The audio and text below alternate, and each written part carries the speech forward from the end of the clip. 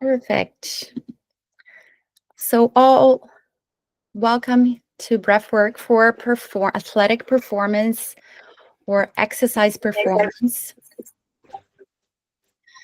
I always have a hard time admitting everybody, but I think everybody's here. All right.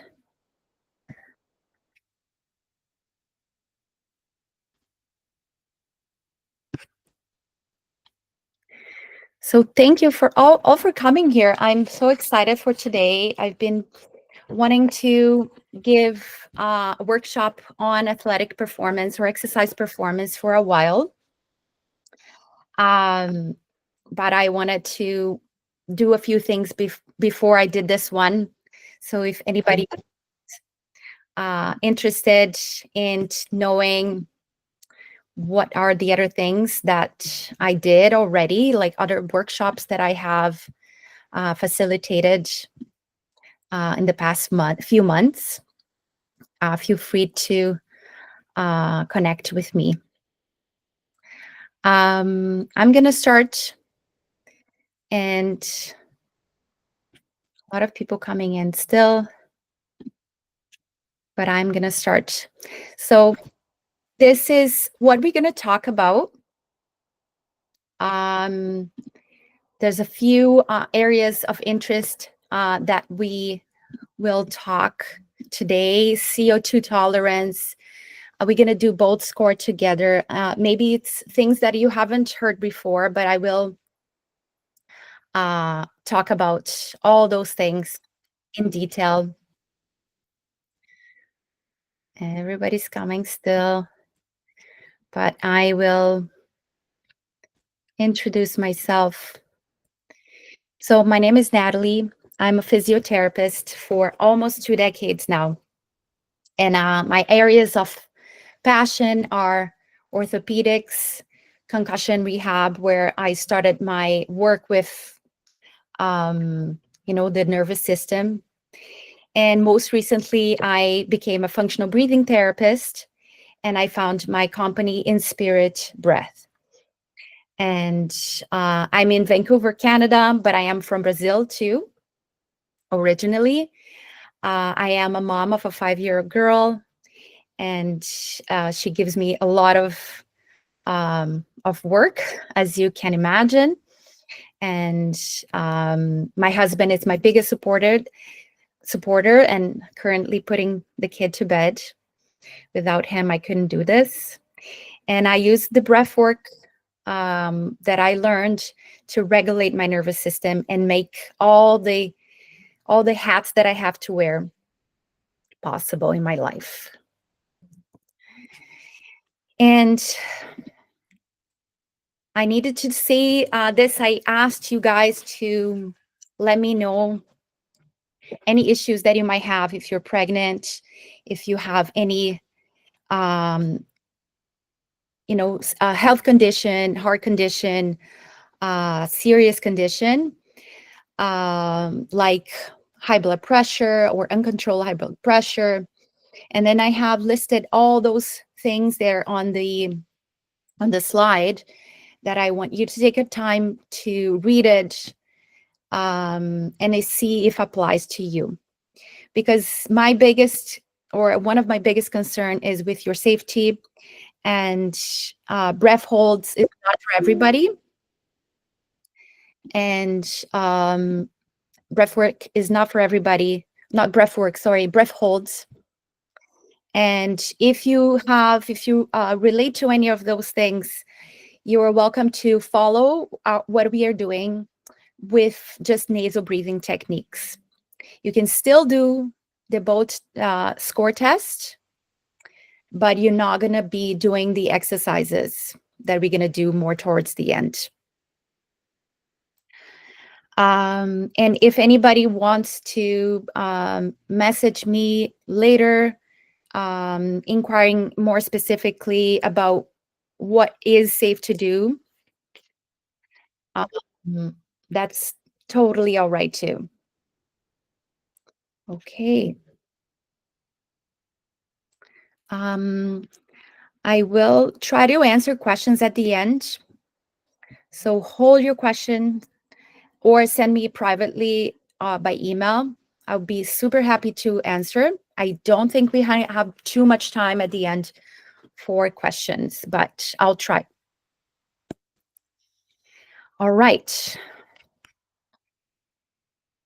So understanding CO2 tolerance and breathlessness.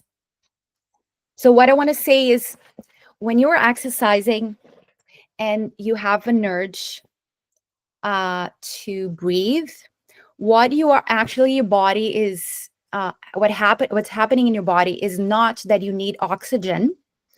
It's more that you have a lot of CO2 in your body.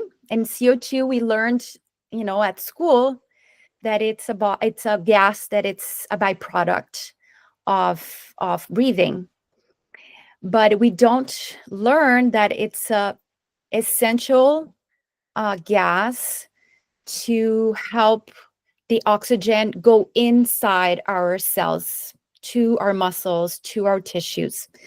So I have a way to explain this that is, if you think that red blood cells, right? So that's your hemoglobin that carries the oxygen around. So they are taxi cabs, and the oxygen is the passenger, and the oxygen wants to get into this cab, right? So, but the only person that can open the door of this cab, right, which is your red blood cells, is your CO2. So if there's no CO2, this exchange is not going to happen. And what's going to lead you is to just not vascularization, but poor supply, oxygen supply in your body. So CO2, all this to say, CO2 it's a very, very important part of your breathing. It's a very important gas. And the less tolerance you have, the more breathless you're going to be. So if you are the more tolerance you have, so you have a good tolerance to CO2, you can accumulate CO2 in your body, you're going to have a higher efficiency in activity and exercise. So, and how do we do that? How do we increase our tolerance to CO2? That's what we're going to talk next.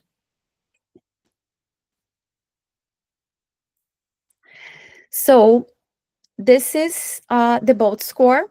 Nope, it's already going, but I will have to hold this and then let it go whenever I explain or finish explain with you.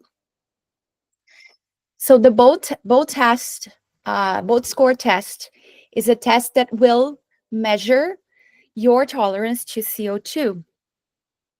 Once you are holding a breath, that I will explain, it's written here, but I will explain a little bit more.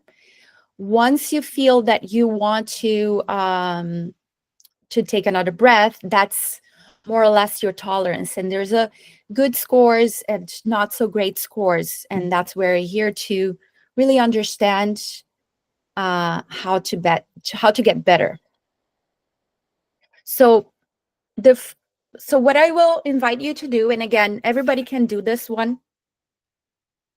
I think someone asked about kids. Kids can do that too, the test. But I will explain a little bit better when to release your breath. So you can all read that. Step 1 is inhale normally, exhale through the mouth. All through the nose. So you're gonna inhale and exhale through your nose a few times if you want. And then you're gonna, after the last exhale, you're gonna hold your breath, plugging your nose. And then I will start this. Hopefully we can all do together, but obviously you can do it on your phone. I just put this here so everybody can, if you're watching on your phone, you don't have to do those two things at the same time. So when to let go, right? When is the time to let go of your nose? It's not, let's try to hold our breath until we can definitely not hold anymore. That's not how the test is was done for. The test is for when you have the first urge to breathe, like a first big urge to breathe. But the only detail that it's very, very important is whenever you breathe, you're breathing again, you want to breathe through your nose. You don't want to hold your breath. And by the time you can't, you have to let go, you take a big gulp of air through your mouth. That's not the ideal test result, or you don't want to do that way.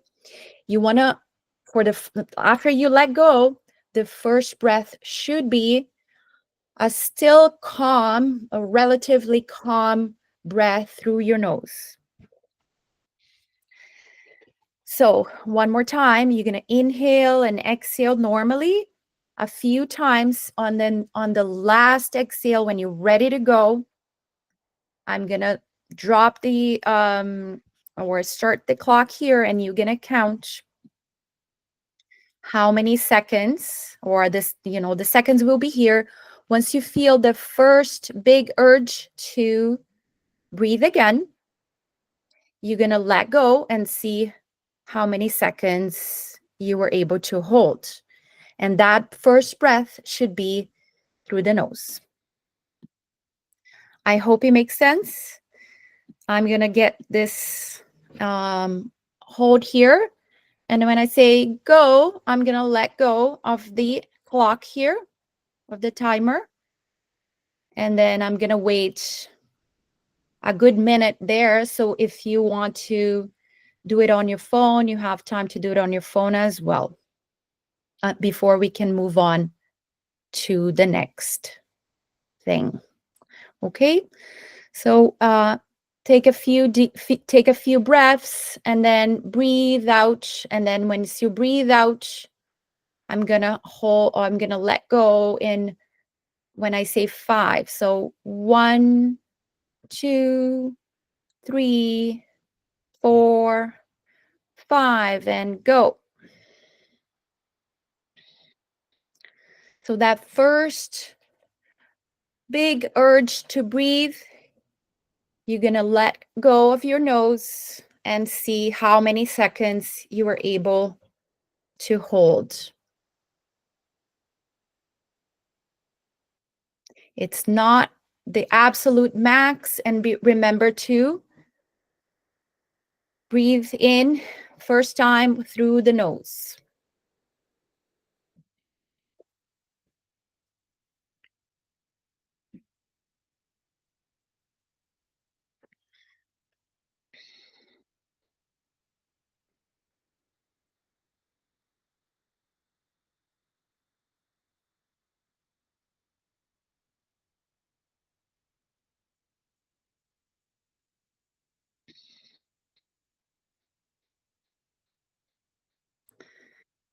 Great. Okay, so someone said something here.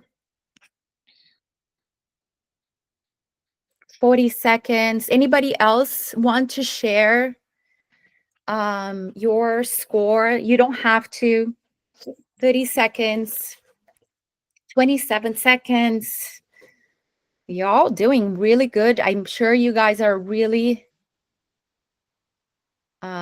doing well on your exercise routine.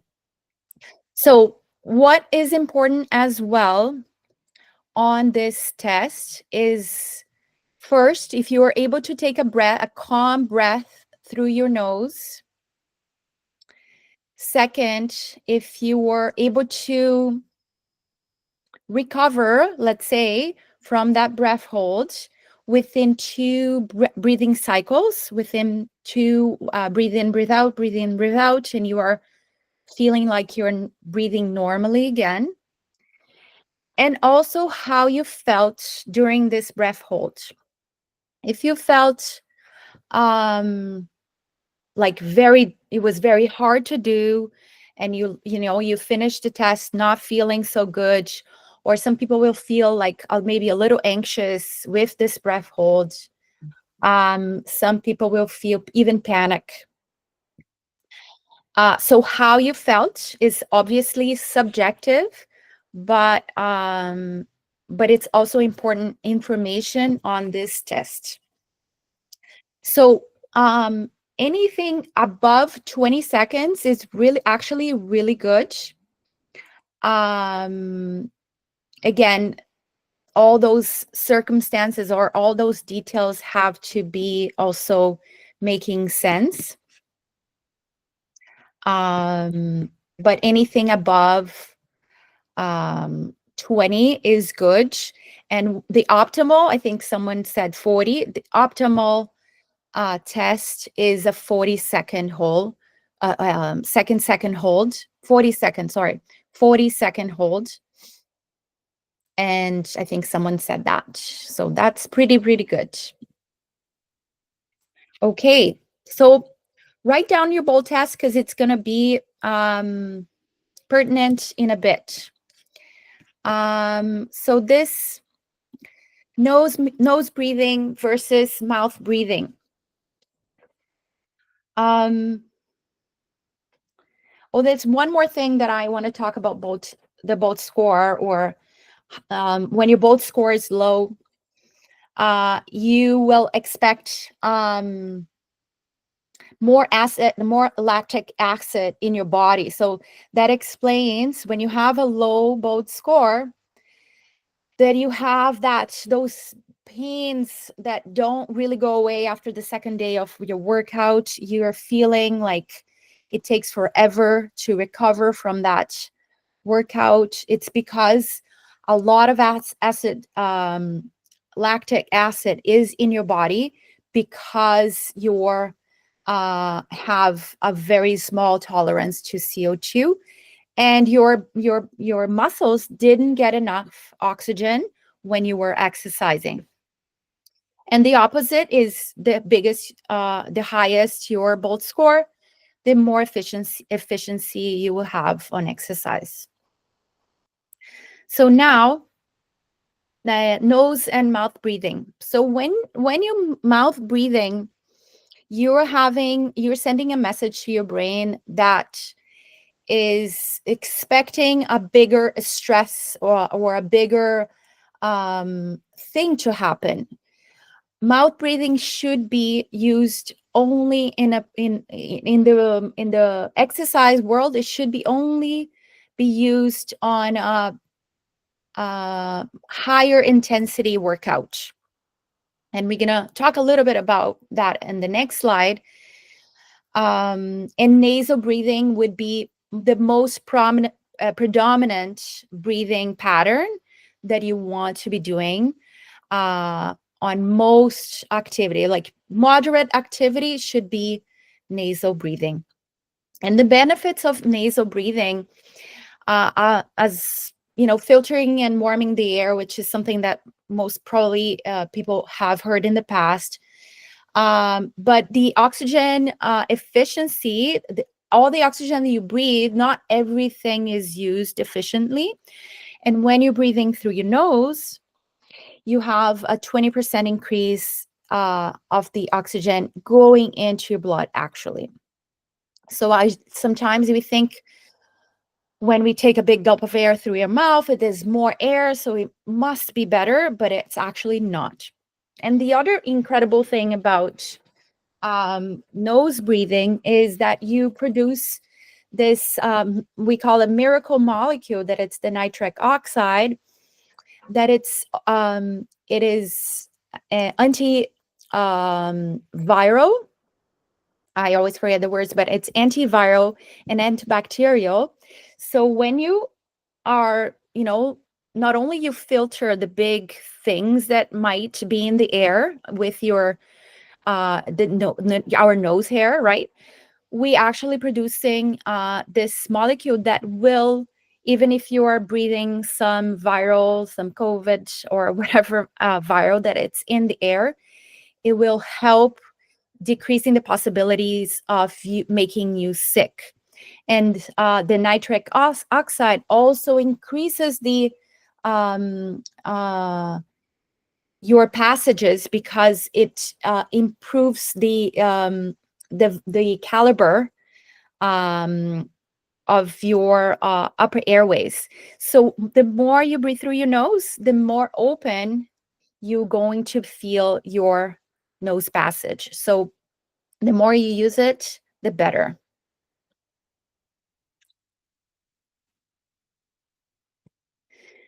Oh, actually, yeah. So that's why I put it together, those two, because this is a big problem for a lot of people. For me specifically, that's, the spring is here since the end of February. I don't know about you guys, but I start sneezing the end of February every year because of the hay fever and all the things that are in the air, um, like flowers, grasses, trees. So it's common for people to have blocked noses because of the hay fever, but you also might have um, some actual blockages. Some people have fibroids or some, a lot of things inside the cavities that will make it blocked. Sometimes it's something that it's on and off, and that's the people that I will want to try this exercise. If you always have your nose blocked, then it would be something to that would be a good idea to talk to uh, a ENT doctor to see if there's actually something that can be done, because if long term it's very powerful that you have your nose breathing. But if it's on and off, like me, for example, it's just allergies. This is an exercise, excuse me, this is an exercise that I want you to try because it's very, very good. And maybe we're not going to do the whole exercise here, but I want you to at least try. Okay, let's see. Okay, so you can actually test which side of your nose, or how does it feel. So just block one side and breathe, and then try the other side and see how it feels. And then what we're gonna do is you're gonna take a normal breath in and out, and pinch your nose and hold your breath. And then you're gonna simply nod your head this way, or you can sway. You can try those two different ways, um, uh, or now or in a later time. And then you're gonna see how much you can hold. So you're gonna hold a comfortable hold. No, again, don't need to, go for it and try 1 minute. It's just whenever you feel like you can't hold anymore, you're gonna let go. And then we're gonna do at least 30 seconds in between those breath holds.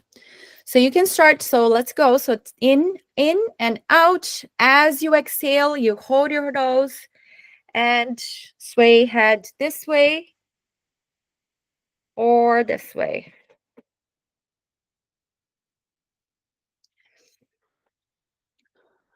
Let's do it for at least maybe 20 seconds, or the most that you can hold.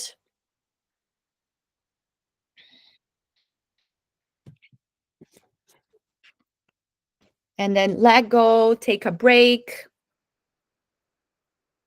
and then hold for a 30 second, don't do anything for 30 seconds.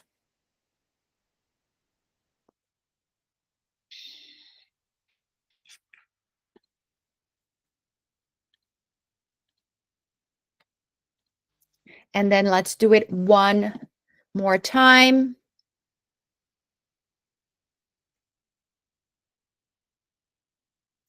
And this exercise, again, will vary if you have a big block or if you have an actual thing in there, a polyp.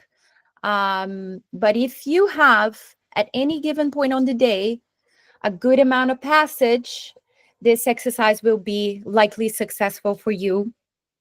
And you might take four times or 5 times, but it's going to be worth it if you are going to exercise after. It's going to be maybe 3-4 extra minutes that you do this to be able to use your nose during that exercise routine that you were starting, or something, or going for a run. Okay, so maybe you've done it twice now, and you can do it again if you want. But I just want to say one more thing about the nitric oxide that I didn't say, that I just remembered. The only, maybe it was obvious already, but the only way to produce this is if you have nose breaths. If you're not using a breath, that's not going to happen. So that you're not going to produce this molecule if you are breathing through your mouth, for example. So that's why it's so important. And I always say that, especially in an airplane, really, really try your hardest to breathe through your nose, because most likely someone's sick. And if you're breathing through your nose, there's a good chance that you are going to be able to fight whatever that is that you are breathing in because of this molecule. All right. Okay, so now anybody would like to share if they found helpful at all for the unblocking the nose? Anybody that tried and was able to have maybe a bit more, or no? Sometimes you have to do it a few times, like 4 rounds. Okay, it worked for you, Larissa. That's great. So know that this is so simple, right? And sometimes it's harder than the first exercise. Is it because of the sway? Maybe.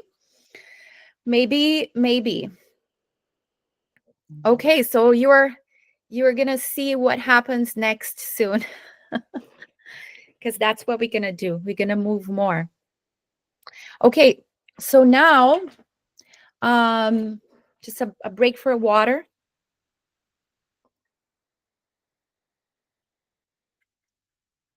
I'm actually doing great on time. I'm proud of myself. I'm not talking too much. Okay, so this, now you have your bold score. We're gonna talk a little bit about breath holds after this, but this breathe light activity, or this breathe light technique, is really, really important. And it's so important that I advise my patients to do both before your workouts, preparing your respiratory system for this oxygen delivery, and after, as a way of getting that restoration, that restorative breathing happening for you to be okay the next day, or to be okay in 2 days later to do that same workout, or or a different workout, but be ready for that workout. Because as I said,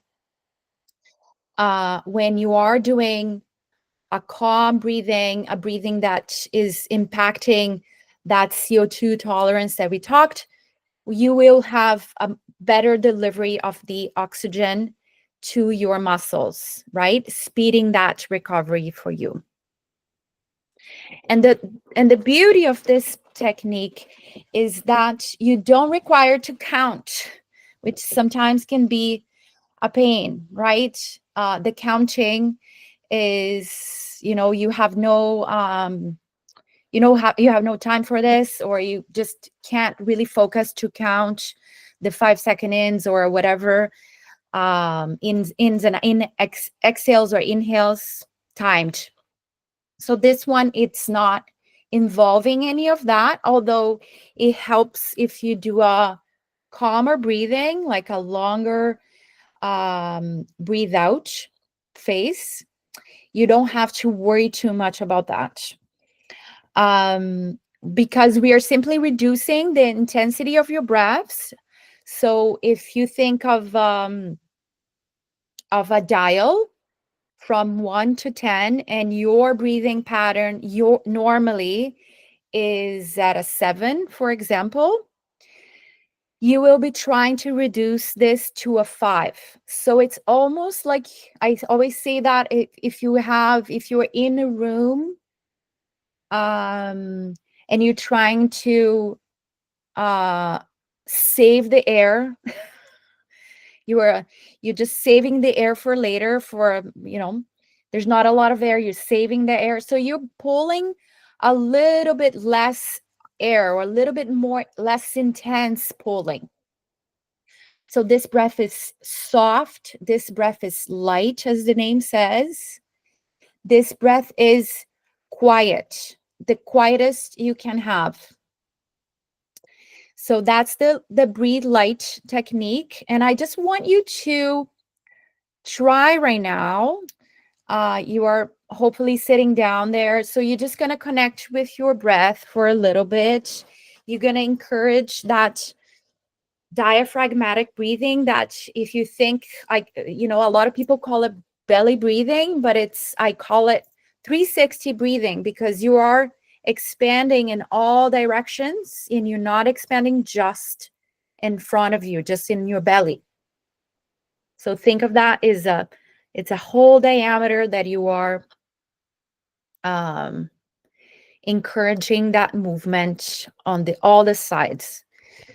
And then you're going to try to dial this breath to a 5, from a 7 to a 5. It's about between 10 and 20% reduction in the intensity of the breath, and you don't need to count. Okay, so try to do that for a little bit now. And what you might experience is that you feel like you want to take a bigger breath. You feel like you're breathless. You feel like this is not enough breathing in, and you need more.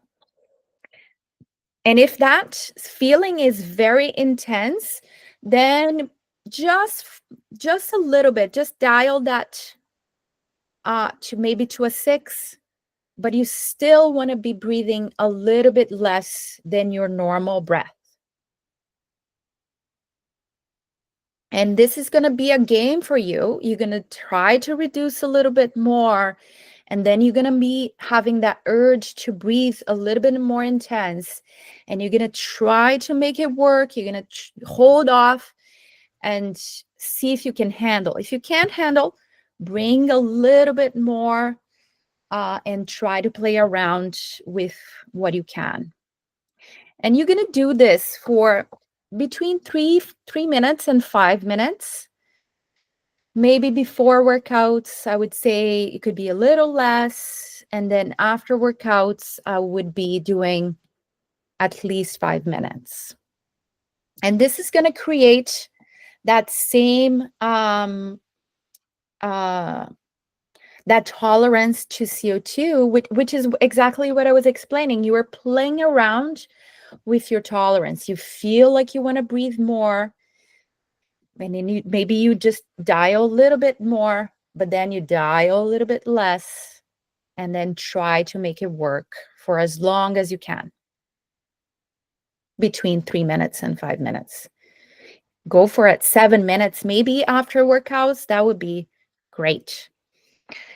So, and then, the other the other goals of this breathing is that, you're training you are kind of inducing your nervous system to on a restoration mode, right? So that's why it's so important to do it after your exercise, because you put your nervous system, your body already into restorative and restorative mode, right? Instead of having that intense breathing for an extra hour or so, you're already going there really quickly. And then you can start to speed up your recovery right away.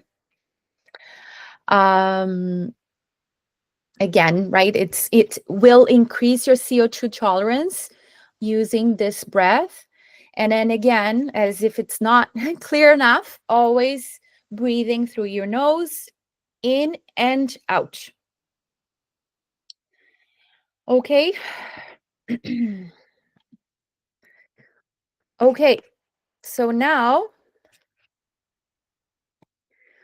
I'm going to quickly talk about the breathing gears here. I spoke about this right in the beginning, where you, most of the time in your exercise routine, even on weight training, you're going to be trying to be at gear 2, which means up to a moderate workout, and it's a full nasal breath. So in and out through your nose.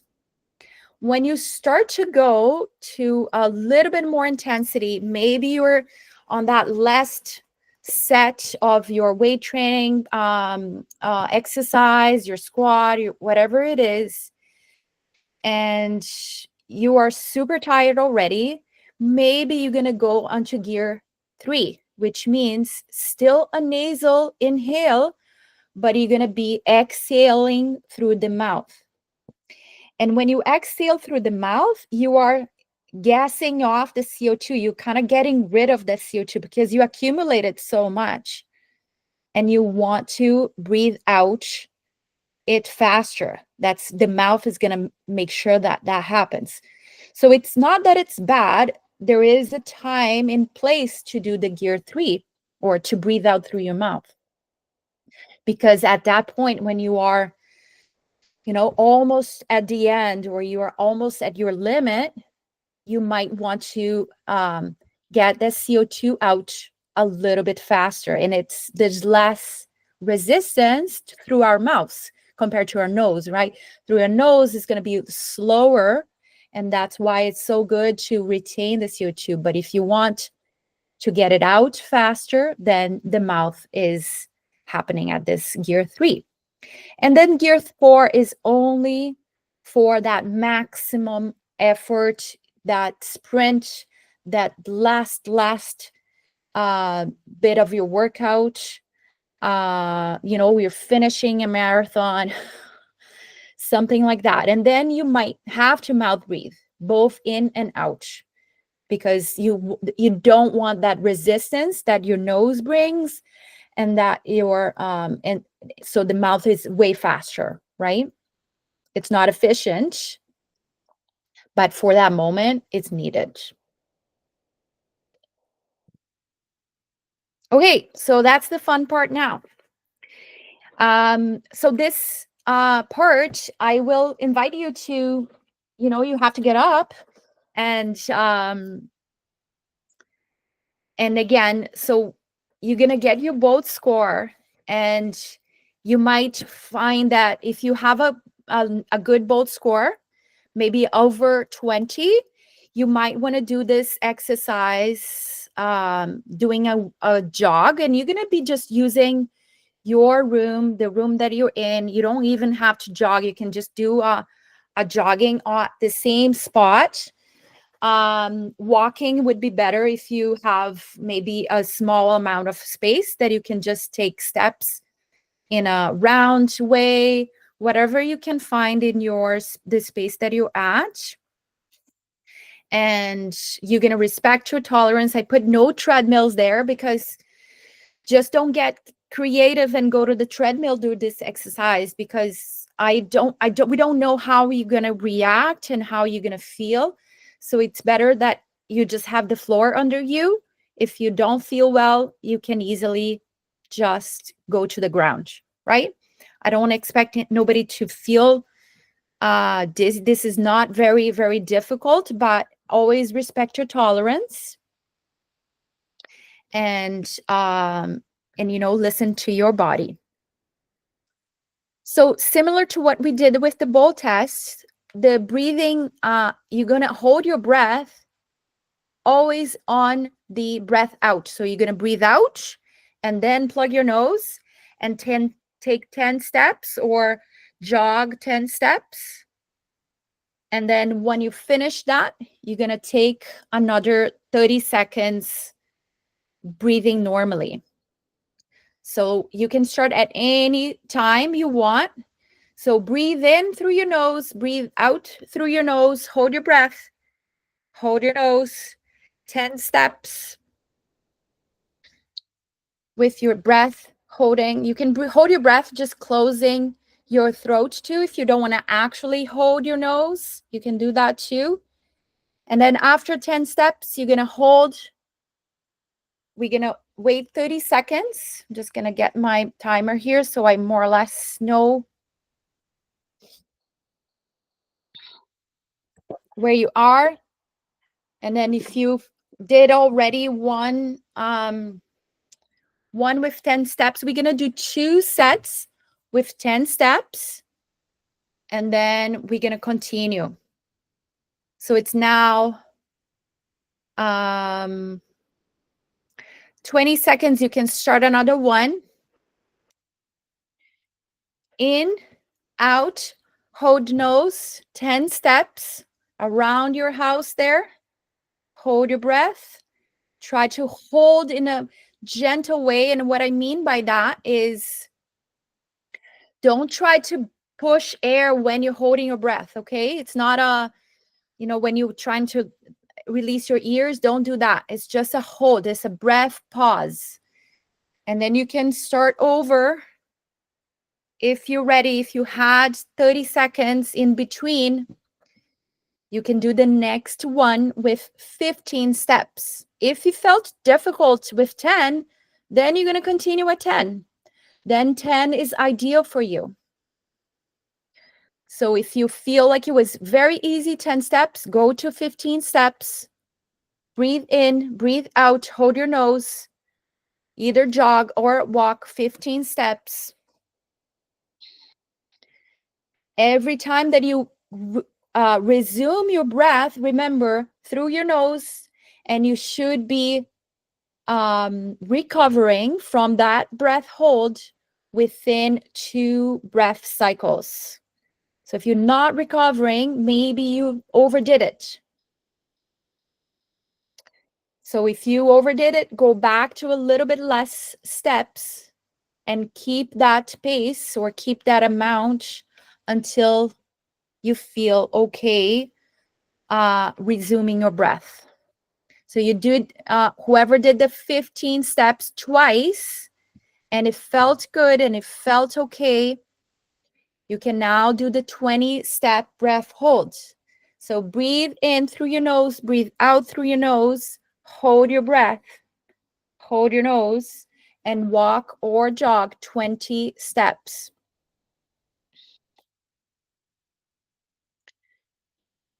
The breath hold should be very calm. You're not supposed to be straining your breath at any point. Maybe at the end, but it should be not horribly difficult.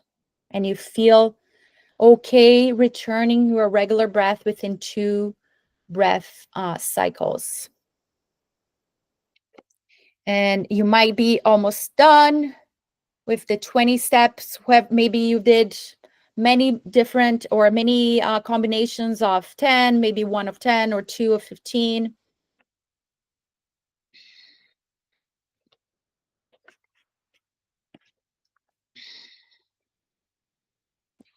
And return to your regular breathing, 30 seconds.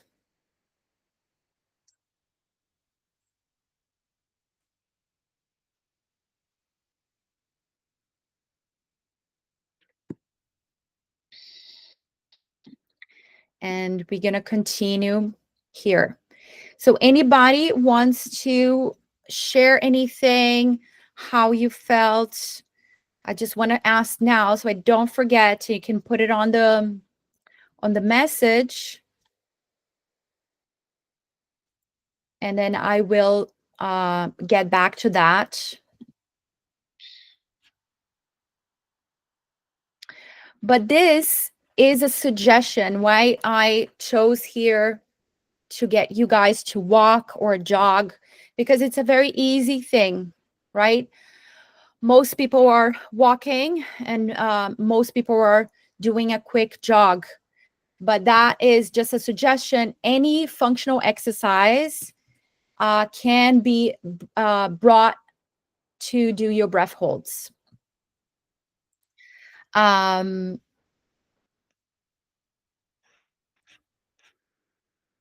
And if you're doing that on your own and you feel dizzy or unwell, take a moment to recover and resume the exercise, just doing a little bit of nose breathing, and also just reduce the amounts of steps you did or reduce the amount of time you did the breath hold.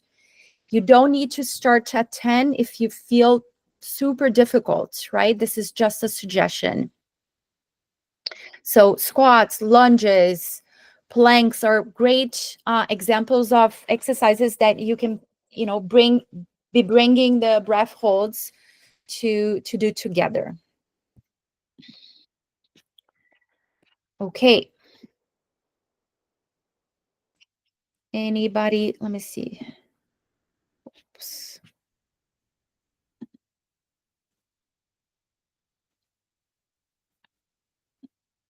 All right.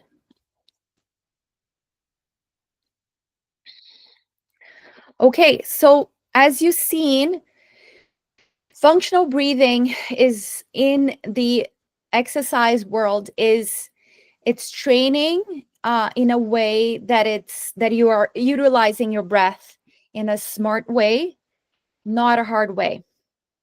It's very easy to be not thinking about your breath because it's something that comes so naturally for us. But most of us have a very dysfunctional breath. And it's something that I was not going to even talk about, but I remembered. And it's really, really pertinent to what we are talking about, is that a study that was done, and if you want the information about this, because it's fascinating, this study was done in 2022, so not that long ago, and it looked at professional athletes, and it was I believe 2,000 people in this study throughout the so there's professionals, but there was kids, adults. It was a big group, different group, and it was seen that 90% of them, 90, had a dysfunctional breathing pattern. So, and those people are athletes, and you would expect them to have a breath that it's functional, that it's linked to what they're doing. And they're not, right? So it just shows us that dysfunction is everywhere in relation to breath. And I have it. I work on my breath constantly because there's always room for improvement. So a recap that I want to say is, CO2 tolerance that will control your breathlessness. So if you feel that quick, you're quickly tired, both on your cardio, on your resistance training, right? This is a sign where you feel like you need to open your mouth every time. You do one set, your mouth is open. You can't control your breath through your nose, right? This is a sign of things could be better, right? And nasal breathing, how it improves endurance. I think it was very, very clear. And the breath hold training it's so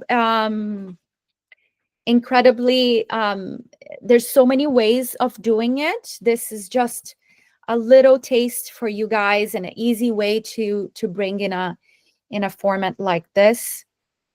But there's many different things you can do.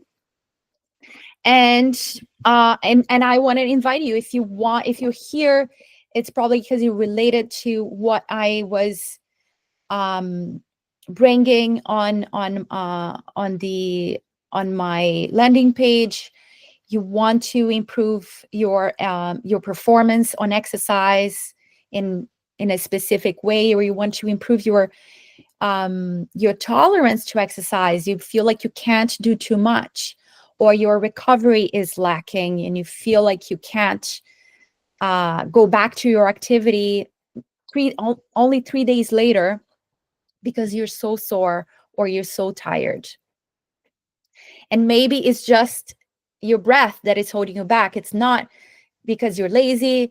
It's not because you're training it wrong, or the personal trainer or the training program that you're using, it's not good. Your breath holds a big importance on your exercise performance. And that's what I hope that I brought this to your awareness. And I wanted to introduce to you my program. As I said, I'm a physio and a breathing therapist, a functional breathing therapist, and I created a few different programs, but this is the latest, improved to bring the very best that I can bring to you.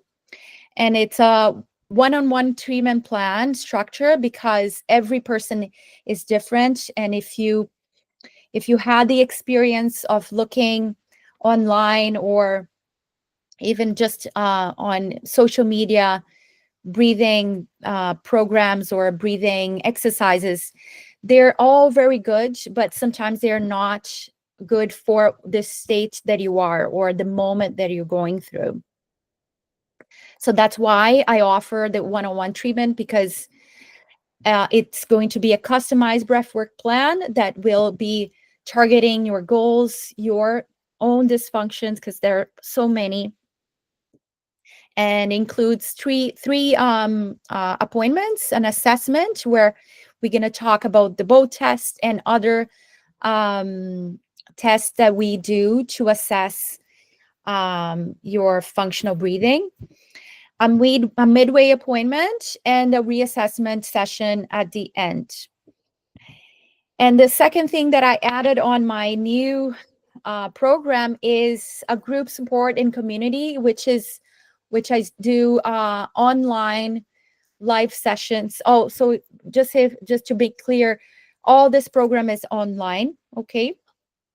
But the group support is obviously in a group, and I brought this because a lot of people were feeling the lack of community, where we could exchange experience and bring that. You're going through something, I might be going through something similar, and that's where we share those experiences, troubleshooting techniques, and accountability, right? It's a bi-weekly session so every 2 weeks we'll come together, and they also get to be recorded if you can't attend on the day. Education tools, so I will give you detailed description of the exercises, guided meditations that I created, and resources that I find that are pertinent for whatever you are experiencing. And the transformation that it brings. I like to help people with anxiety, stress, and this is a big part of how I bring the functional breath to you. And also with the exercise and work performance, as well as I highlighted on today's workshop. And then a really important detail is that if you are a resident of British Columbia as a physio, I can qualify, you can qualify to direct bill for extended health, your extended health provider, for not direct billing, for billing. So I'll give you the receipt so you can submit to them as a physio session, because we do do a lot of movement, exercise, and everything. And this is a few of my clients'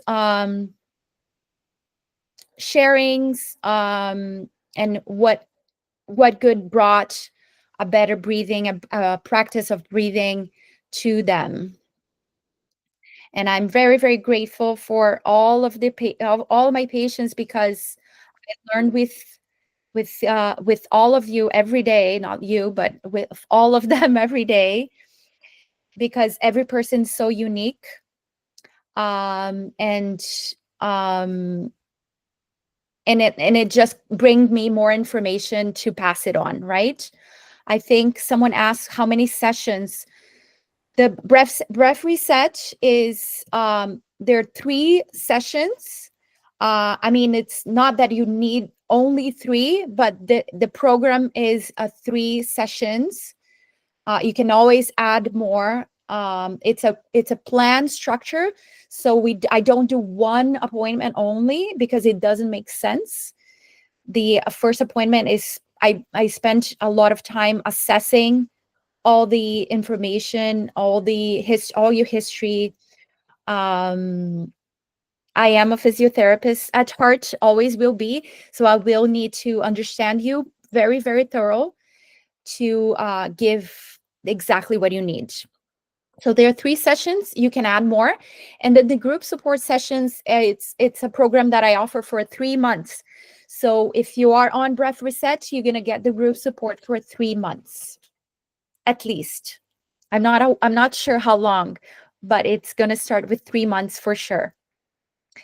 And yeah, and I have, and I'm really sorry for the men in the call and the ones that are going to listen to our recording, but because it was International Women's Day this weekend, I decided to create a challenge for the women.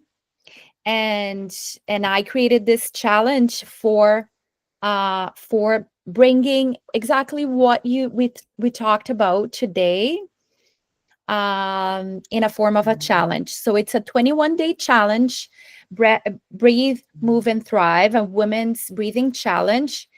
And I want to invite you all, the women and all the men, maybe a woman in your life that you find that this will be positive in their lives. It's a 3-week guided program.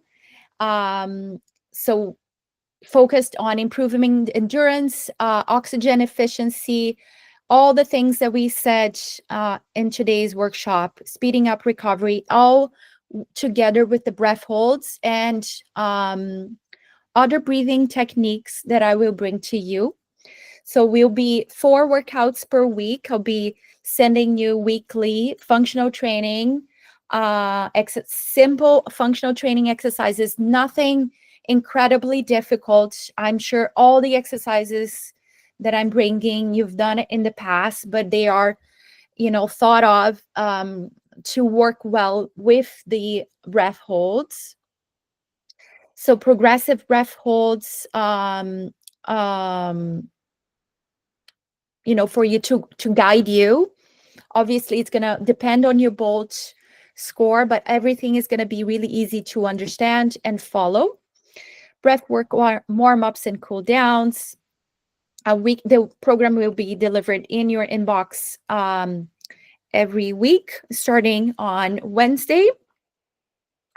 And then we're going to have a private group for support and accountability inside Instagram, that everybody that is going to be coming in, I will be inviting for this group.